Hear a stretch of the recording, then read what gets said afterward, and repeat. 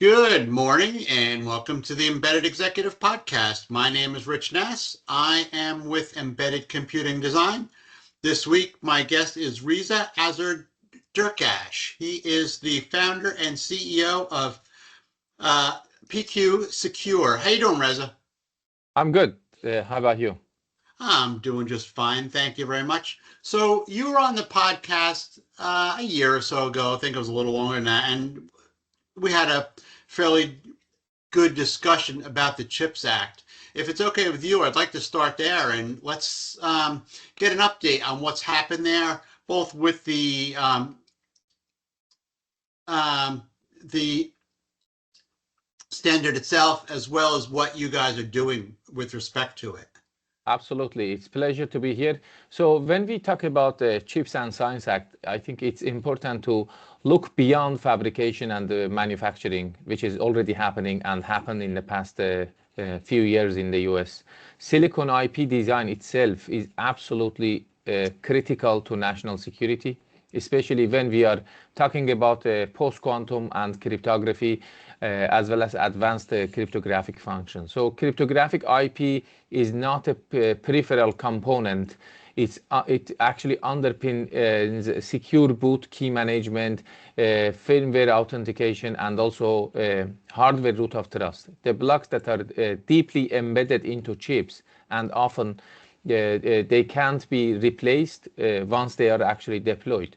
So if that IP is designed outside the US soil, it introduces long-term strategic and supply chain risk. So CHIPS Act is updating whatever we were thinking about the building is infrastructure. I think they're most likely talking these days mostly about the building IP, developing high assurance cryptographic and PQC silicon IP in the United States actually ensures to trust the transparency as well as resilience for defense, critical infrastructure, and embedded systems that will remain in service for actually decades.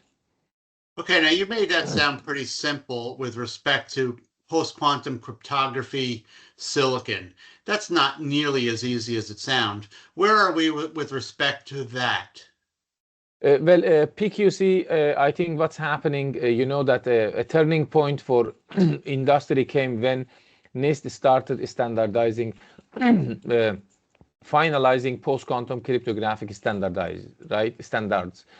That's when PQC moved from theory and research into real engineering and procurement requirements. The algorithms that NIST actually, I think, finally standardized are like MLChem for key establishment and MLDSA for digital signatures are now the global baseline. These algorithms are everywhere. I mean, you can see in Google Chrome and everyday messaging systems. But what many people don't realize is that these algorithms are larger, more computationally intensive, and more sensitive to implementation flaws than classical cryptography. So the real challenge is not choosing a NIST algorithm or these PQC algorithm, it's implementing it actually securely, efficiently, and actually correctly. Especially in when we are talking about embedded systems, that is our focus in this podcast, where performance, power, and physical attacks all matter. So talk about that some more. You're talking about selecting algorithms and silicon. How does somebody even begin to do that? Where do you start? So basically, these algorithms are available. NIST has documentations, FIPS 203, 204, 205. These algorithms are, they have their own FIPS documentation and I think recommendations how to implement them. There are also reference implementations in C available over there. But if you'd like to translate and implement them in hardware and silicon, basically you need to work with companies like PQSecure to help you identify needs for silicon RTL level development with power consumption, side channel protections, and also protections against the fault injection attacks. As these new algorithms, I mean, in contrast to classical algorithms, are very prone to power analysis and also fault attacks. So and always we have problems with bad implementations. and getting expert I think help here with the deployment and implementations in FPGAs for ASIC or even SoC, hardware software co-design. One thing which is, I think, very important here to, I think, notice is recently even CHIPS Act was asking for how these algorithms could be agile. NIST keeps talking about how you can implement them in hardware with agility. Agility means that, hey, you can have over-the-air updates, because even over phones, even automotive industry, medical devices, they need to get all patches, updates over the air, and having silicon to be updatable and upgradable, scalable if something happens, because sometimes people argue that we don't have much confidence on some of the algorithms or some security levels. And that's how you can get with hardware software co-design, get agility, have the scalability, and also over-the-air updates to be pushed into your actually silicon, not only software. Now, if you follow the NIST guidelines, does that set you up for something that's global, or are you just good in North America? No, everywhere. All other countries actually they're following what's NIST is standardizing. There are actually other agencies also looking into that. For example, NIST put standardizations and those FIPS documentation in place. CISA provides migration rules. CNSA 2.0 is also talking about the basically which algorithms for national defense you use. For example, UN or EU countries, they have ENISA for critical infrastructure guidance, and they have also EU quantum flagship. UK has its own PQC pilots and migration, and many other countries I think they have, but they all are following basically what NIST standardized.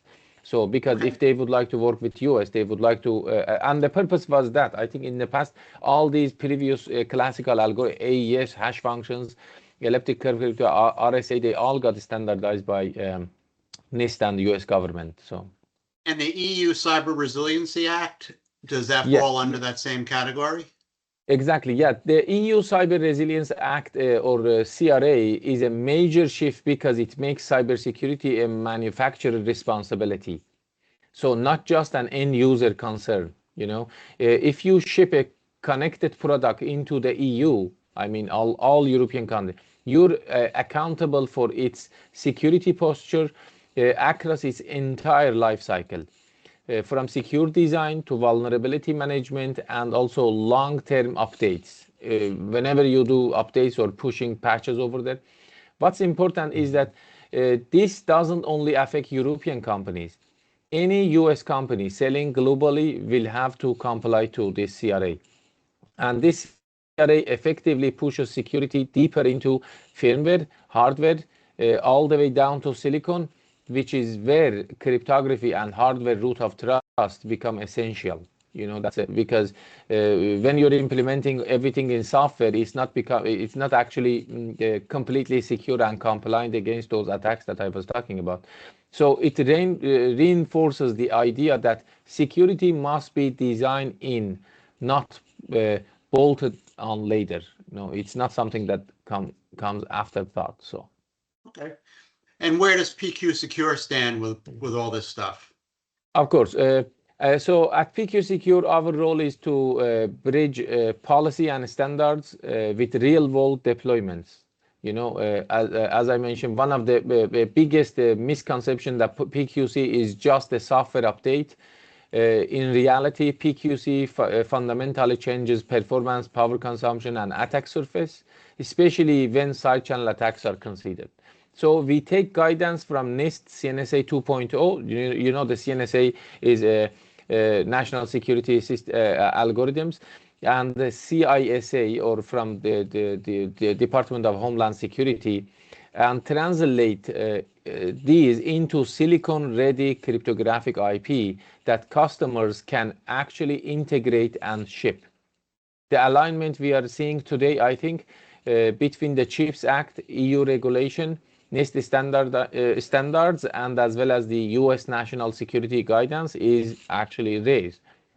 Companies that act early and build security into silicon will lead the transition. Those that wait for it, they will be forced to react. And actually, that's why we say software defined by but hardware implemented. That's our main focus at PQSecure. And when I talk to you next year, what are we going to be talking about? What will be the hot buttons in this space? Well, that's a great question. 2027 is the edge start of PQC.